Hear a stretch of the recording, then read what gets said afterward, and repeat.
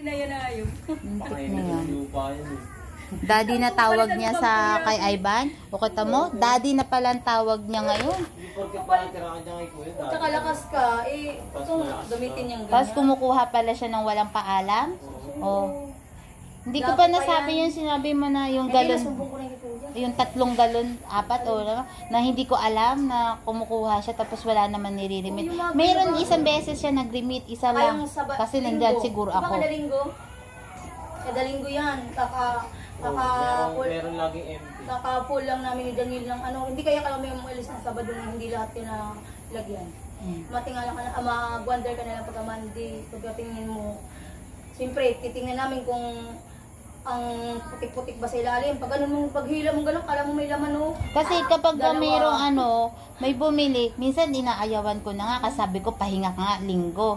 Pero pagka din talagang walang-wala, yung nakakaawa naman dyan, binibigyan ko. Tapos yung galon, nilalagay ko yun doon sa ibabaw.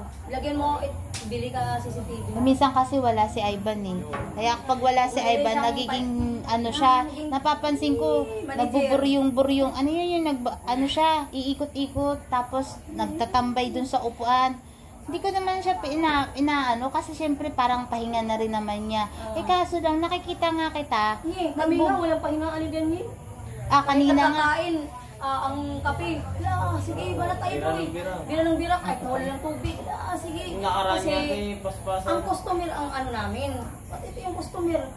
Maburo sa yung lagi lang nadidilig yung delivery. Natatawa nga ako sa'yo nung o yung paspasan. Lalo na pag may tira. Uy, yung paspasan sa Imus, di ba? May Imus pa sila.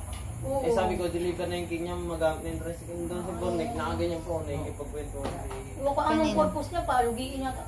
Iyata ang purpose nila. Nagbabanjing nga siya kapag wala si Ivan. Yun ang nakikita ko. Tsaka nakikita ko pinapagalitan niya si GR. Pagka yung naglalagay ng galon, si GR ang parang pinapagalitan. Sabi ko parang style ni Ivan. Hindi ako nakikialam na talaga sa inyo. Hinahayaan ko kayong kumilos dyan. Pero yung pagmamasid ko kay Bornik, pag wala si Ivan, ganyan siya. Sana nga naiintindihan ni Ivan yung sinasabi ko. Sabi pa nga dati dyan sa inom-inom man dyan, sabi niya, ay di kayo kayang tanggapin, hindi kayo kayang tanggalin ni Ivan. Basta ako. Hindi ka pala kayang tanggalin ha? Bring kami ba? Kasi si Daniel, ayaw niya kasi yung papagalit niya kasi ni Kuya pagka tumaas ng ng gasolina. Kaya nga minsan kami pag nagkuha kami ng gano'n, naglalakad lang, i-stop namin kay Bonilla. Lalakad na kami sa ibang dyan. Saka salpak kami ng gano'n para hindi nakita mo, kumbaga tipid na tipid pa nga kayo sa gas. Siya, parang yung time na nakasama ko siya, harurot talaga siya. Kahit apat na gano'n yung pick-upin. Umikot nga kanina.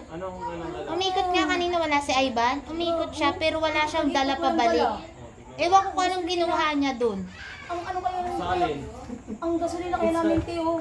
Dasma pa kami. Minsan sa Maricris pa. May time na narinig ko pa nga sa kanya, gasolinahan mo na yan. Samantalang hindi pa naman yung ubos. Bakit naubos na kagad sa kanya? Ibig sabihin, ikot siya ng ikot. Wala namang Kung pinagasolinahan niyo, sabi sa amin din. 50 nga lang, 50 si Wala, hindi namin napagasolinahan. Ito 50 naman na lang. Ang ginawa, hindi pala nagasolina. Tumirik tuloy siya sa inyo. So kami pa sinisi. Gago kasi kayo, hindi nyo pinagasolinahan. Binigyan naman siya 50 pesos. Dadaan naman siya din sa ba't hindi siya yung pagasolina? Sinungaling talaga yan si Bornik. Hindi ko napakatalino talaga to. Sige lang, boy, kasi kami kahit palayasin mo kami dyan, ang dami naman pasukan ko, kawawa ka man. Sabi ko, ako naawa na lang sa iyo ay, sabi ko. Tapos ako pa sasabihin niya, teacher ka, tapos ganyan lang tapaw mo, dito sa tubigan. Ako pa mamalitin dito. Hoy, kaya ko ang dating pala, gusto niya siya magmando doon. O sige, magmando siya kasi Ivan ang makasama niya. Teacher ka, pero dito ka lang sa tubigan.